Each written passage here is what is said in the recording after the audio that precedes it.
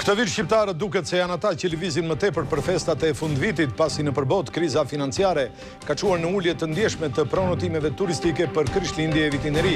Në pikat doganore ka nisur fluksin hyrje. Rreshjet e dëborës vazhdojnë të shkaktojnë probleme në veri, por vetëm në disa zona të thella, ndërsa në jug, shirat kanë shkaktuar përmbytje edhe në zonat banuara.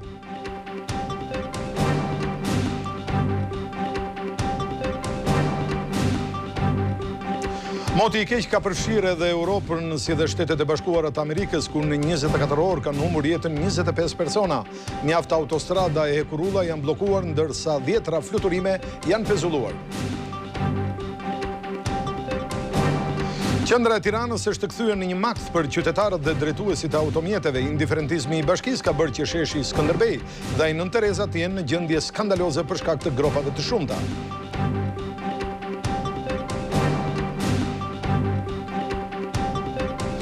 Gazeta franceze Le Figaro në një shkrim të saj referuar burimeve diplomatike thekson se opozita në Shqipëri duhet të respektojë rregullat e demokracisë. Kjo situatë ka shtuar ndjeshëm shqetësimin në Bashkimin Evropian. Euroklan një përcjell sot takimin e 8 të tij në TV-klan, atmosferën dhe rezultatet e konferencës së Kopenhagenit. Ky samit mund të quhet dhe samiti i shifrave për shkak të shpenzimeve të tij dhe pjesëmarrjes së lartë të liderëve botëror.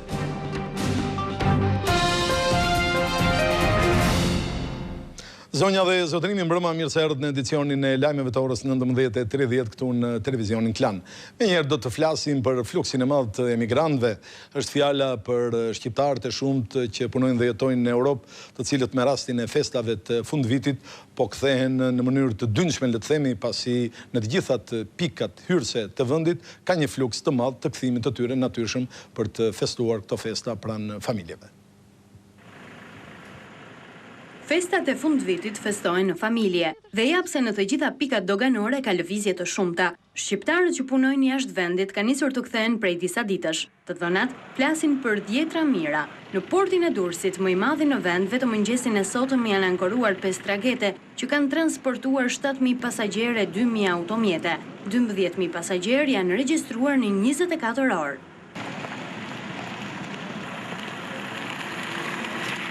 Shifrat, sipas autoritetit portual, janë më të larta se në të njëjtën periudhë të një viti më parë. E për t'i bërë ballë këtij fluksi në shmangjen e radhëve, dogana ka shtuar numrin e sporteleve në hyrje nga 6 në 12 dhe prezencën e agjentëve doganor që punojnë në terren për kontrollin e dokumentacionit. Shumë mirë, jemi të kënaqur. Është era 4-5 vim, si kësaj asnjëherë shumë mirë, policia shumë korrekte. Neve na duken shumë mirë, unë jam prej Maqedonie, pero jam i kënaqur. Jam shumë i kënaq, nuk kena problem dugan. Ishëm para 2 vite kësaj here shumë më mirë, është? Deri tani jam shumë i kënaqur, me thënë drejtën. Durrësi përbën portën kryesore të hyrjeve në festa, por Fluks është regjistruar edhe në Rinas. E njëjta situatë është edhe në pikën doganore me Greqinë. Në Kapshtic, ku mesatarisht regjistrohen 80.000 hyrje në periudhë festash, gjatë 24 orëve të fundit kanë hyrë rreth 3.000 emigrantë e 1.200 automjete. Shumë mirë, as orar, as pengesë. Shpresojmë të jetë kështu siç ishte së radhe. Çdo herë të tjera. Së radhe ishte shumë mirë. Ka pas radhë nga dogana? Nga dogana greke nuk ishte radhë shumë, 2-3 makina ishe, na shërbyen tamam policët grek. Edhe këtu nuk ka radhë shumë mirë dhe këtu. Fluksi pritet të arrijë kulmin e tij të martën e të mërkurën në të gjitha pikat e kalimit kufitar. E këtë vit, shqiptarët duket se janë ata që lëvizin më tepër për festat e fundvitit. Pasi nëpër botë, vala e krizës financiare ka çuar në ulje të ndjeshme të prenotimeve turistike për Krishtlindje dhe vitin e ri.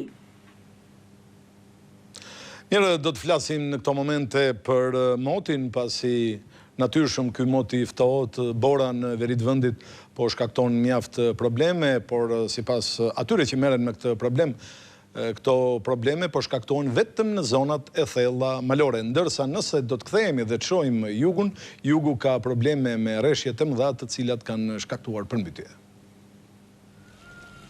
Rreshjet e fundit të dëborës dhe shirat vijojnë të shkaktojnë probleme në mbar vendin. Në veri rrugët kombëtare janë të kalueshme, por mbeten të bllokuara disa zona të thella në qarkun e Shkodrës, Dibrës e Kuksit. Në Dibër, trashësia e borës në lartësi mbi 700 metër ka arritur në 30 cm, duke bërë të pamundur lëvizjen e mjeteve drejt komunave Lur, Kala e Dodës, Selish, Serblev, Martanesh dhe Xibër. Aksi nacional Peshkopi-Tiranë është i kalueshëm pa probleme.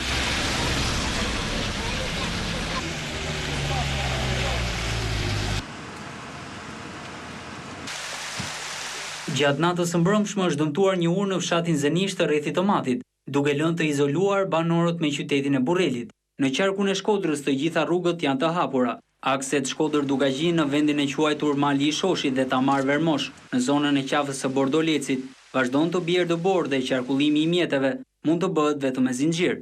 E njëjta situatë paraqitet dhe në zonën e Kelmendit, në vendin e quajtur Gropa e Selsës, ku trashësia e dëborës është rreth 20 cm dhe kalimi i mjeteve bëhet vetëm me zinxhir. Në jug të vendit ka patur probleme me shirat. Fryrja e lumit Xhanis dhe dalja e tij nga shtrati në qytetin e Fierit ka përmbytur të gjithë tregun elektrik dhe katet e para të disa ndërtesave.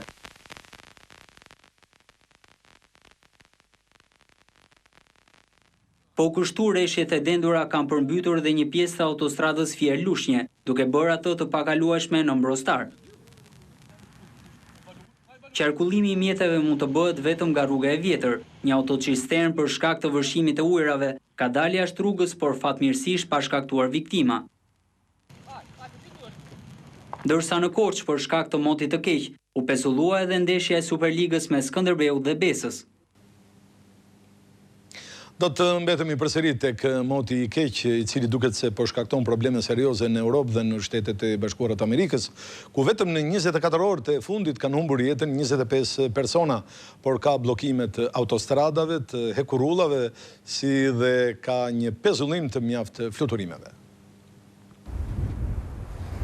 Dara e motit të keq ka mbërthyer me forcë gjithë kontinentin duke marrë 10 jetë njerëzish. Në Poloni 15 persona kanë humbur jetën brenda natës si pasojë të ftohtit, ndërsa numri total i viktimave të kësaj vale acari në vend ka arritur në 47. Nuk mbaj mend natë më tragjike se kjo, tha për televizionin polak zëdhënësja e policisë Grażyna Puhalska. Gjatë këtyre 24 orëve, temperaturat ranë në -24 gradë Celsius, duke thyer rekordin e 60 viteve të fundit. Edhe në prag të Çekisë situata është rënduar. 5 persona kanë humbur jetën si pasojë të ftohtit, ndërsa temperaturat kanë prekur -20 gradëshin. Në Paris, i ftohti i mori jetën një personi. Furia e dimrit mbi kontinent po shkakton ndërkaqe dhe kaos në fluturimet dhe udhëtimet e festave. Nëpër aeroportet kryesore të Londrës, Parisit, Vjenës janë pezulluar 10 fluturime lokale dhe ndërkombëtare. Rrugët dhe autostradat janë të pakalueshme. Kanali që lidh Britaninë e Madhe me pjesën tjetër të Europës është i bllokuar, duke lënë në pritje miliona pasagjerë. Po në Britaninë e Madhe janë mbyllur 1500 shkolla, duke lënë të bllokuar më shumë se 500.000 fëmijë.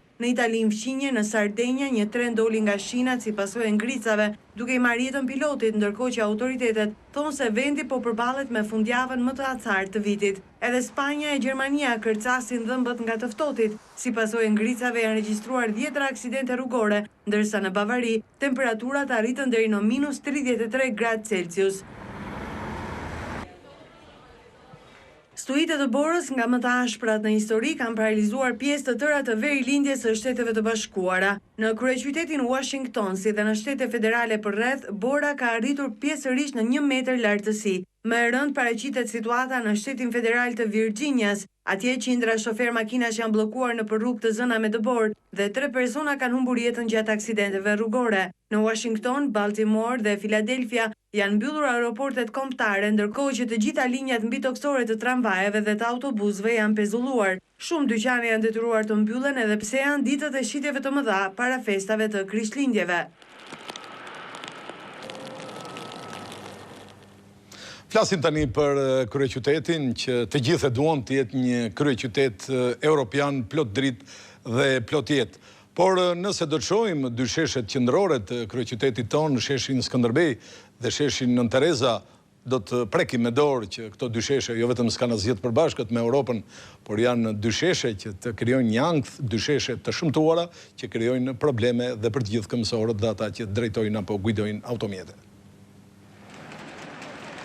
Sheshet kryesore të kryeqytetit, Skënderbej dhe ai Nënë Tereza, përtej emrit të madh duket sikur vetëm në mendime të ofrojnë idenë e kryeqytetit. Nëse rrugton me makinë nuk ndjek më një linjë rruge, sikundër duhet të ishte, por duhet të bësh zigzag, pëllëmb më pëllëmb, udhën që krijojnë enkas gropat e hapura në çdo metër shesh të Tiranës. Përndryshe do të ngjitesh e do të zbresësh nëpër gropat e mbushura me ujë.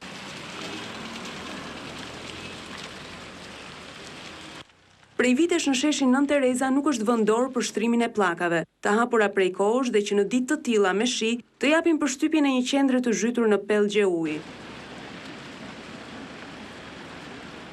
Në të njëjtën gjendje rezulton të jetë dhe sheshi Skënderbej, sheshi qendror i kryeqytetit, i cili nuk mundi të përfitojë as nga projekti i bashkisë për shtrimin e bulevardit Zogi i Parë. Sipas bashkisë, projektet për shtrimin me pllaka të dy shesheve ekzistojnë, por si pjesë e unazës së vogël. Megjithatë, si për ironi të fatit, nëse sheshi Nënë Tereza ndodhet pas krahëve të Bashkisë së Tiranës, ai Skënderbej mu në këmbët e Bashkisë së Kryeqytetit, duket sikur dita ditës pa ditë institucionin e Bashkisë për neglizhencë në të mirë të infrastrukturës së Tiranës.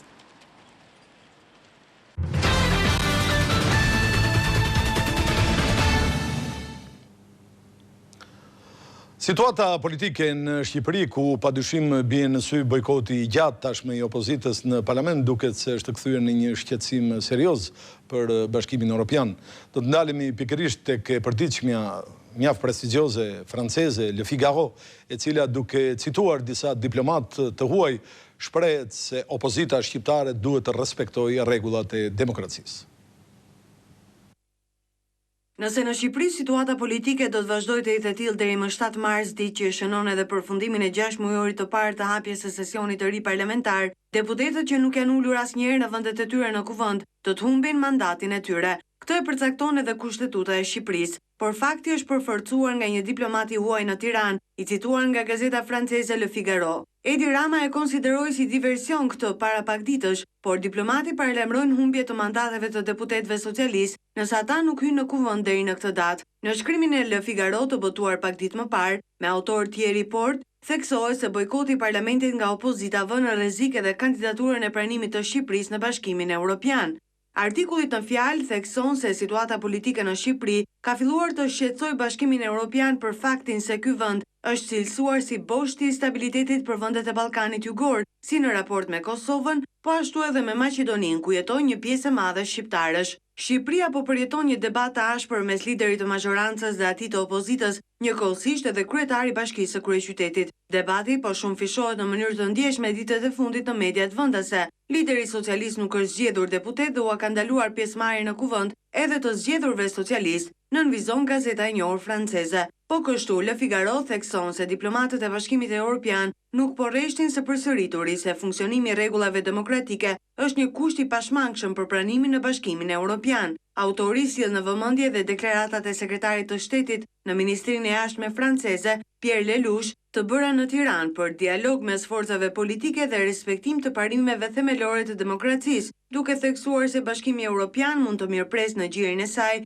sisteme demokratike që funksionojnë dhe që nuk mbahen peng nga përllogëritje politike të asnjë force. Pierre Lelouch e pata arsyeshme të ndalej në këto qëndrime, thekson Le Figaro, pasi deklarata e ministrit të jashtëm suedez Carl Bildt, vendi të cilit kryeson Bashkimin Evropian deri në fund të vitit, se politikanët shqiptar do të arrijnë një kompromis nëse ata janë të gatshëm për të drejtuar vendin e tyre në Bashkimin Evropian, nuk pati efektet e pritura. Ilir Meta i ka kërkuar majorancës qeverise që të mos bjerë pre provokimeve të opozitës. Kreu i LSI-s është takuar me struktura të partisë tij në qytetin e Elbasanit, ku ka thënë se qëndrimi i opozitës ka për qëllim që të ushqejë një situatë artificiale të konfliktit politik në vend. Zëvendës kryeministri dhe ministri i jashtëm Ilir Meta ka ftuar majorancën të mos bjerë pre asaj që ai cilësoi provokimet të selisë roz, e që sipas tij synojnë të mbajnë aktive një situatë artificiale konfliktualiteti në politik. Këtë deklaratë numri 2 i qeverisë e bëri gjatë një takimi me struktura televizije socialiste për integrim në qytetin e Elbasanit. Duke u shmangur këtyre tensioneve false që bëhen vetëm për interesa personale, ne do të vazhdojmë të zhvillojmë edhe më tej dhe të orientojmë gjithë politikën drejt zhvillimeve konstruktive, drejt zhvillimeve integruese, drejt atyre zhvillimeve që ndihmojnë qytetarët shqiptarë të realizojnë aspiratat e tyre, jo vetëm për lëvizjen e lirë, sa më shpejt, dhe kjo gjë do ndodhi, se s'bën, sepse gjitha kushtet, gjitha kriteret po plotësohen. Duke u ndalur në mënyrë të veçantë në proceset integruese të vendit, zoti Meta vlerësoi si një arritje të kësaj magjorance përpjekjet në përmbushje të angazhimeve për plotësimin e kushteve për liberalizimin e vizave dhe vendimin e 16 nëntorit, që i hapi rrugën shqyrtimit të kërkesës për statusin e vendit kandidat, si dhe rëndësinë që ka plotësimi i pyetësorit. Këto 3-4 muaj është bërë një progres spektakolar me arritjen e standardeve për liberalizimin e vizave. Nga pothuajse si pasaportë biometrike janë gati mbi 300.000 pasaporta biometrike që janë prodhuar. Përpara mbështetësve dhe simpatizantëve të LSI-s, zoti Meta vlerësoi në mënyrë të veçantë kontributin që kjo forcë politike e spektrit të majt ka dhënë dhe po jep në proceset integruese të vendit. Vetëm pak ditë më parë, numri 2 i qeverisë i bëri një ftesë të hapur për dialog dhe bashkëpunim kryesocialistit Rama, ku i ka kërkuar që të lërë mënjan vogëlsirat dhe retorikën për të kthyer në aksionin e përbashkët politik, ato për plotësimin e pyetësorit dhe rikthimin e opozitës në kuvend. Partia Demokratike i ka kërkuar sot kryetarit Bashkisë Tiranës Edi Rama të zbardhë aferat e tij korruptive me trojet në kryeqytet. Ndërkohë deputetja e Tiranës e Partisë Demokratike Lajla Përnacka ka thënë se Edi Rama duhet të japë llogari për aferat e tij përpara qytetarëve të Tiranës. Si deputete e qarku Tiranës, i bëj një apel kryetarit Bashkisë zotit Rama të sqarojë aktet dhe praktikat e këtij korruptive me trojet e qytetit tonë.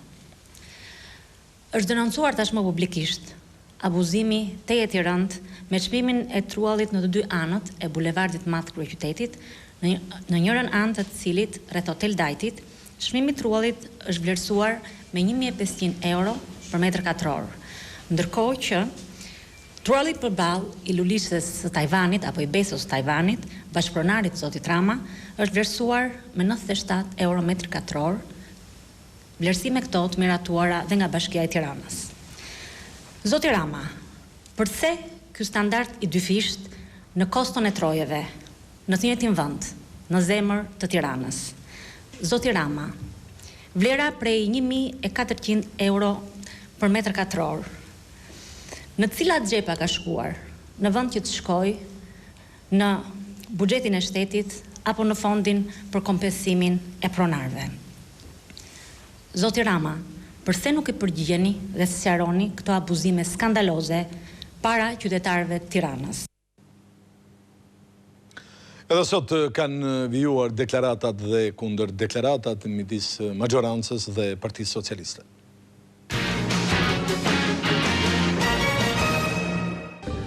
Është koha që Sali Berisha t'i kërkojë ndjes qytetarëve shqiptar për dështimin e qeverisë së tij dhe për izolimin që sot përjetojnë në dallim nga fqinjet tanë. Bashkë me ndjesën për shqiptarët, Berisha nuk duhet na vonojë më në procesin e liberalizimit vizave dhe integrimit evropian, por duhet dorëzoj para drejtësisë imunitarët e inkriminuar, sikurse kërkon progres raporti i Komisionit Evropian dhe raportet e vlerësimeve të ekspertëve të Bashkimit Evropian mbi përmbushjen e standardeve për heqjen e regjimit vizave. Edvin Kristaj Rama me pinjollin tjetër të bllokut Ditzi Bushatin derdhi lot krokodili për vizat, ndërkohë që në emër të bllokmenëve të rinj, Rama vetëm pak muaj më parë dërgoi në Bruksel raportin me të cilin i kundërvihet heqjes së vizave për Shqipërinë dhe shqiptarët. Partia Demokratike informon qytetarët se me gjithë përpjekjet e gjithanshme të Edvin Kristaj Ramës, me bojkotin e parlamentit dhe me raportet falso, me të cilat ai kërkon të bllokojë procesin e heqjes së vizave për shqiptarët, ai po ecën normalisht. Qeveria po plotëson të gjitha kërkesat dhe Partia Demokratike është e sigurt se në përputhje me premtimin e saj elektoral, vizat do të hiqen brenda vitit të parë të këtij mandati. I vetmi avantazh që kanë patur malazezët, maqedonasit, madje edhe serbët, është fakti se nuk kanë pasur fatkeqësinë të kenë asnjë ditëzi në opozitën e tyre kundër këtij procesi e të bëjë thirrje qytetarëve për të mos u prajisur me dokumentat biometrike identifikimi, i vetmi kusht ky për heqjen e vizave. Do të ndalemi tani tek lëvizja Kurajo, e cila ka protestuar përpara selisë Partisë Socialiste një ditë para mitingut që opozita ka parashikuar të zhvillojë në përmbytje të aksionit të saj që ajo e cilëson si cënim të së drejtës së votës lirë. Sipas drejtuesve të kësaj lëvizje, protestat e opozitës bëhen pikërisht në promemorje të ditëlindjes së Stalinit, që ata e cilësuan si atin shpirtëror të kryesocialistit Edi Rama. Ndaj ata i ftuan deputetët e EPS-s që ta zhvillojnë protestin e tyre një ditë më pas dhe të drejtohen në institucionin ku zhvillohen debatet politike pranë kuvend. Kryetari i Partisë për Drejtësi dhe Unitet të Shpëtim Idrizi është përgjigjur akuzave dhe deklaratave të kreut PBD-s Vangjel Dule se partia Çame është një parti e cila nuk lufton për integrimin ose është në kundërshtim me integrimin. Ndërkohë zoti Idrizi ka kujtuar Dules se partia që ai drejton është një parti që mbron të paktën sipas titullit që ka të drejtat e njeriut. Nga qyteti i Elbasanit, kreu i Partisë për Drejtësi dhe Unitet Shpëtim Idrizi i është kundërpërgjigjur deklaratës së bërë nga kryetari i PBD-s Vangjel Dule gjatë punimeve të Kongresit, sipas të cilit partia e Çamëve ka objektiva fantazm që bien ndesh me integrimin e vendit në Bashkimin Evropian. I prerë në qendrim përpara qindra simpatizantëve të PDU-s, Idrizi deklaroi se partia e drejtuar prej tij kërkon një bashkëjetesë me minoritetin grek në Shqipëri, duke sjellë në vëmendje të Dules edhe qëllimin për të cilin është krijuar PBD-ja, ato për mbrojtjen e të drejtave njerëzore. Ftoj shumë zotin Dule të marrë guximin e bëhet burr dhe të vita thot atë që ka thonë që çamëria nuk ekziston në parlamentin shqiptar, sepse do marrë përgjigjen tonë. Qose sot ka komunitet i cili do që t'jetojë në harmoni dhe në paqe me minoritarat janë Çame, sepse ne gjithmonë kemi menduar që urët e bashkëpunimit midis dy vendeve, Shqipërisë dhe Greqisë, kalonin nga çështja Çame dhe nga minoriteti shqiptar. Por unë sot refuzoj kategorikisht atë që ka thonë Vangjel Dule. Është një provokim shumë i ulët. Në takimin e radhës me mbështetësit e PDU-s nga qyteti i Elbasanit, Idrizi ritheksoi angazhimin maksimal për zgjidhjen e çështjes Çame, në një kohë kur ka nisur dhe një angazhim ligjor për zbardhjen e këtij problemi me qëllim përfaqësimin në gjykatën ndërkombëtare të drejtësisë. Ne do të punojmë pa u lodhur deri në arritjen e dhënies së drejtësisë për çështjen Çame dhe ne nuk na ndal asgjë. Gjë rasti që t'ju garantoj se zëri ynë që ju keni filluar të dëgjoni nëpër media dhe në parlament do të bëhet çdo ditë më i fuqishëm deri në plotësimin e kërkesave tona legjitime. Ndërkaq kreu i PDU-s komentoi dhe qëndrimin më të fundit të ambasadës greke në lidhje me atë që ai e cilësoi injorimi i promemorjes, një kopje të së cilës zoti Idrizi tha se ju dërgua dhe kësaj përfaqësie diplomatike në Tiranë. Një ditë më arrin zyrë një zarf ku brenda ishte një zarf tjetër, zarfit që ne ja kishim dërguar ambasadës greke. Pra ambasada greke nuk i kishte hap, e kishte futur me një zarf edhe ne kishte thellë prapë. Ne do ta marrim prapë, do ta fusim në një zarf tjetër dhe do ja çojmë ambasadës greke prapë, sepse nuk kemi gabuar adresë, problemet tona adresohen pikërisht atje, sigurisht që duke qenë qytetarë civil të një vendi evropian, ne e kemi shumë qartë që ata do të ikin nga kompleksi për çështjen Çame, por ne duhet të ulemi bashkë me ta, prerogativat janë, si për sa i përket drejtave të njerëzit, ashtu si për sa i përket edhe traktatit miqësisë që ne kemi midis dy vendeve dhe besoj që prania 300.000 çanta, prania e neve këtu, prania e pronave tona atje nuk ka, besoj që është treguese më i qartë për të thënë që çështja Çame nuk ekziston. Një javë më parë, drejtuesit e PDU-s prezantuan nga qyteti i Vlorës avokatët britanik të cilët do të përfaqësojnë çështjen Çame të pronave dhe të genocidit në gjykatat ndërkombëtare.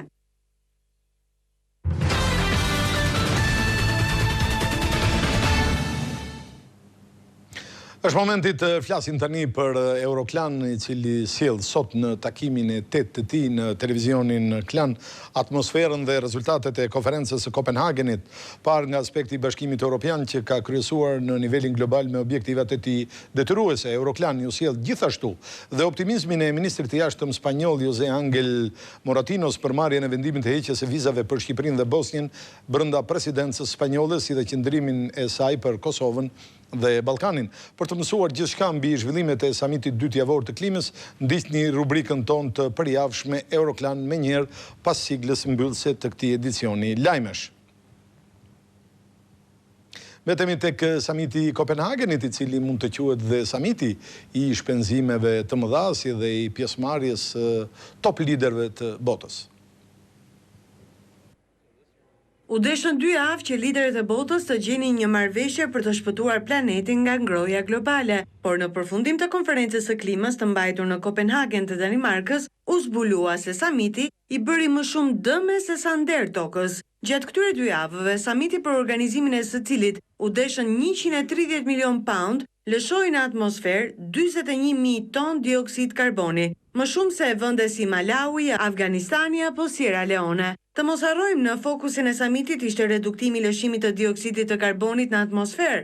Emetimi i këtij samiti u krye fal përdorimit masiv të autobusëve, avionëve dhe metrove, ushqimit dhe energjisë. 140 avion u vunë në përdorim për të sjellë në Kopenhagen luftëtarët e klimës, që me vështirësi binin dakord për çdo marrëveshje. Megjithatë, stresi i konferencës u shuajt lehtë. 1400 prostituta në Kopenhagen ofruan shërbim falas për të gjithë pjesëmarrësit në konferencë, të cilët duhej të tregonin kartën e samitit. Përveç këtij shërbimi, të gjithë delegatët janë paguar mjaft mirë. Paga totale e të gjithë pjesëmarrësve ishte 54.5 milion pound. Është pothuaj një pjesë e majme e shifrës që vendet në zhvillim refuzuan t'u japin atyre të varfëra që të luftojnë ngrohjen globale.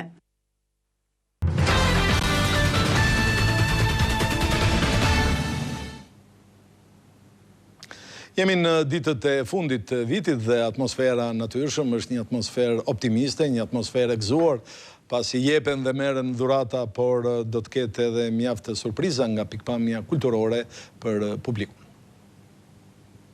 Pas baletit arthyesi që mund të quhet për publikun kryeqytetas dhe dashamirët e repertorit klasik si dhurata e teatrit të operas për Krishtlindje, në ditët e festave të fundvitit në këtë institucion do të shfaqet i përvitshmi koncert Holy Night, me pjesët më të bukura kushtuar netve hyjnore si dhe Grand Ballo e fundvitit në 30 dhjetor që do të kremtojë me valset e kompozitorëve të mëdhenj mbylljen festive të një viti. Teatri Kombëtar, pas 4 shfaqjesh të dramës Kush ka frikë nga Virginia Woolf, do të mbyll sezonin e tij për t'i çelur dyert për publikun vetëm në fillim të muajit janar, me shfaqjet Romancë dashurie dhe Kush ka frikë nga Virginia Woolf. Por Kinema Millennium, pas filmit të fundit The Ugly Truth të Robert Lukatic, do të prezantojë në prag të festave të fundvitit më 22 dhjetor deri në ditët e para të muajit janar filmin 2012 të regjisorit Roland Emmerich, një produksion që i referohet majanizmit dhe parashikimeve mbi fenomenet natyrore kataklizmike të vitit 2012, për shkak se rrezet e diellit bombardojnë korën e tokës, duke shkaktuar një mega tsunami që merr miliona jetë njerëzish. Protagonistë të filmit janë John Cusack, Amanda Pitt, Oliver Platt. Do të ndalemi tani tek libri dhe është fjala për një libër i cili është komentuar gjatë mes Vatikanit dhe atyre që mbronin teorinë e librit. Është fjala për Komplotin kundër kishës, një libër i botuar në vitin 1962, i cili së fundmi ka ardhur dhe në gjuhën tonë, në gjuhën shqipe.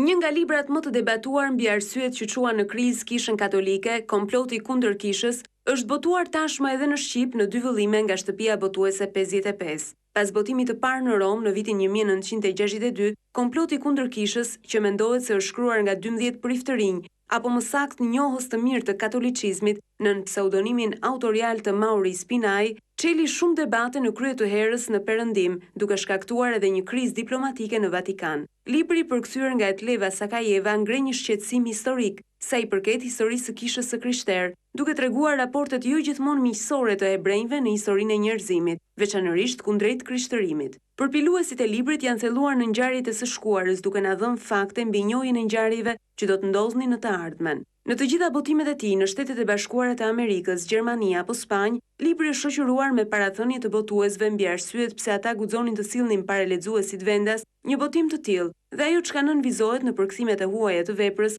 është fakti se libri është historikisht shumë i rëndësishëm, edhe pse sulmohet si antisemitik. Mirë, atëherë për gjithë të interesuarit, ju rikujtoj se mund të klikoni në adresën tonë të internetit tvklan.al dhe menjëherë do të azhonoheni me të rejat më të fundit nga vendi dhe bota, ndërkohë që kemi mbritur në fund të këtij edicioni lajmesh, para se të ndajemi, ju rikujtoj se menjëherë do të keni mundësi të ndiqni tashmë programin tonë Euroklan. Këtu përfunduam, bashkë do të takohemi në edicionin e fundit pra natën e orës 23. Zonja dhe zotrinj, ju faleminderit për vëmendjen. Mirupafshim.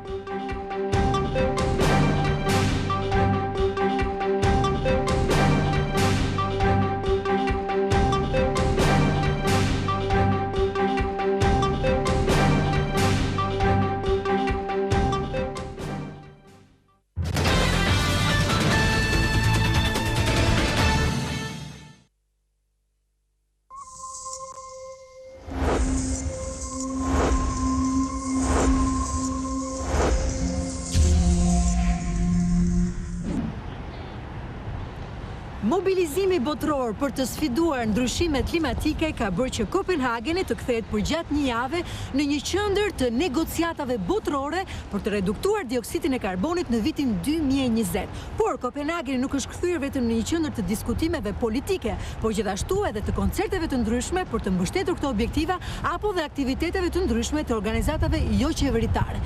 Madje për disa, Kopenhageni është kthyer gjithashtu në një koncentrim të dioksidit të karbonit.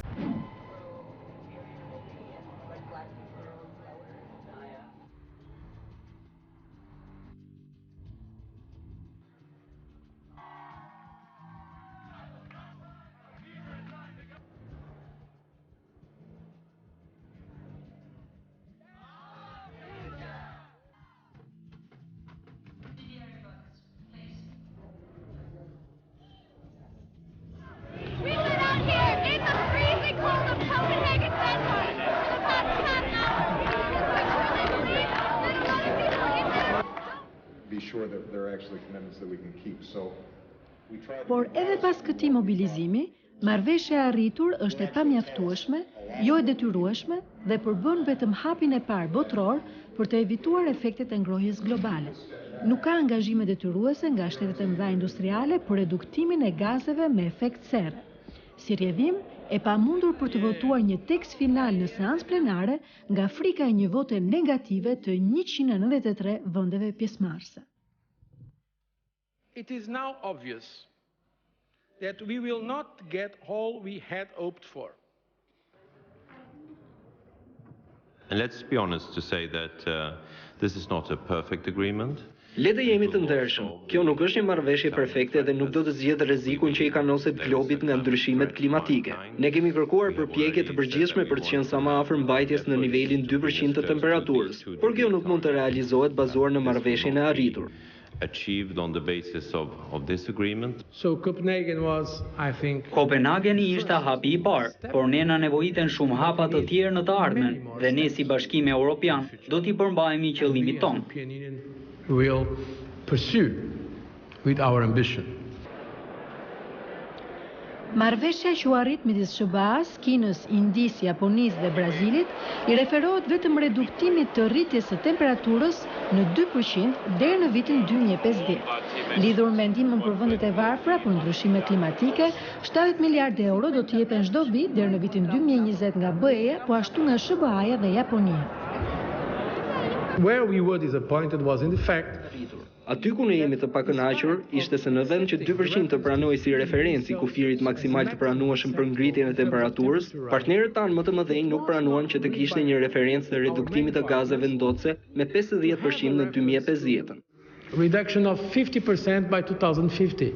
And we have been saying that even though it has been Ne kemi thënë që edhe pse ka qenë një hap përpara për SHBA-t, që me në krye Obamën të kalojnë nga një pozicion jashtë procesit të Kyotos në një pozicion ku ata negociojnë me vendet e tjera për klimën, SHBA-t nuk janë ende në nivelin ku BE-ja, Japonia dhe shtetet të tjera të zhvilluara janë kur bëhet fjalë për angazhimet lidhur me ndihmën mjekësore.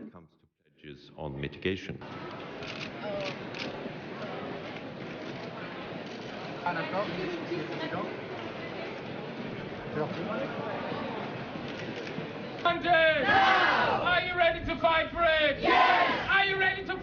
Organizatat jo qeveritare dhe qytetarë të shumt kanë shprehur revoltën e tyre në mënyra të ndryshme. It's very disappointing that two major players are not really giving in. Është zhgënjyese që dy aktorë të mëdhenj si Shtetet e Bashkuara dhe Kina nuk po përfshihen më shumë në proces dhe nuk po premtojnë shumë.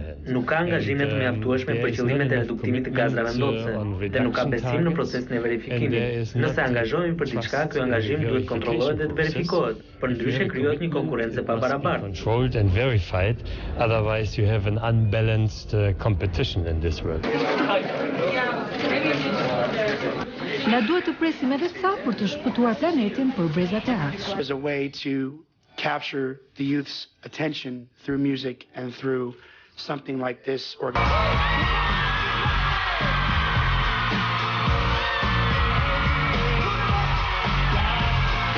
Oh my God, we're back again.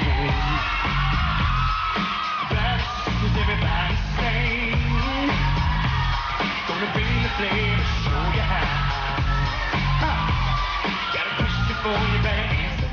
Një konferencë tjetër pritet të mbahet në Bonn të Gjermanisë, vend lider i transformimit ekologjik në Evropë, për të parë angazhimet e çdo shteti në fushën e ndryshimeve klimatike. Climate change is not about my generation, it's about future generations. Euroklani ofron gjithmonë mendimin e gazetarëve. Sot kemi një gazetar gjerman i cili punon për Die Welt. Bonjour. Vendesi juaj janë angazhuar për të vajtur drejt epokës së gjelbër, teknologjisë së gjelbër, transportit të gjelbër dhe energjisë ekologjike. Pra, Europës së gjelbër. Cili është qëndrimi i opinionit publik ndaj këtyre masave? Qu'est-ce que ça donne en Allemagne? Quel est le sentiment de l'opinion publique envers ces efforts-là pour le changement climatique? La chancelière Angela Merkel, Kancelarja Angela Merkel ishte përgjegjëse për politikën e mjedisit në qeverinë e Helmut Kohl dhe ishte ajo që negocioi për traktatin e Kyotos. Sot si kancelare ajo mban fjalën e saj, duke synuar arritjen e një marrëveshje të vërtetë për klimën. Në nivelin e popullsisë, Gjermania ka provuar që me një qëllim politik të qartë mund të ndryshojmë botën. 15 vitet e fundit ne kemi zëvendësuar 3 centrale nukleare, vetëm e eolin, dhe në të ardhmen ne kemi si qëllim që 30% e energjisë së përgjithshme të jetë energji e rinovueshme. Është e mundur, ne kemi dhënë prova dhe popullsia e mbështet të politikë. Les éoliennes, c'est faisable. Et pour le futur, on va arriver Duke qenë se Gjermania është avantgard në nivelin evropian duke zbatuar me përpikëri në një mas të gjerë rregullat e një Europe të gjelbër, a është e vërtetë se transformimi ekologjik kushton shtrenjtë për qytetarët?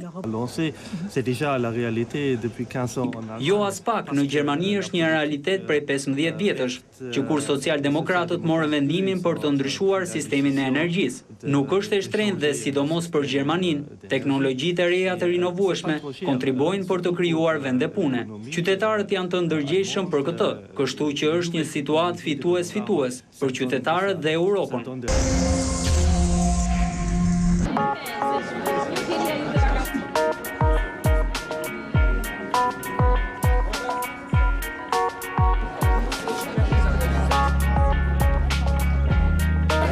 Pas prezantimit të prioriteteve të presidencës spanjolle, ministri i jashtëm Moratinos është shprehur për Euroklan se ai është optimist për heqjen e vizave për qytetarët e Shqipërisë dhe Bosnjës gjatë presidencës spanjolle, që do thotë brenda gjysmës së vitit 2010.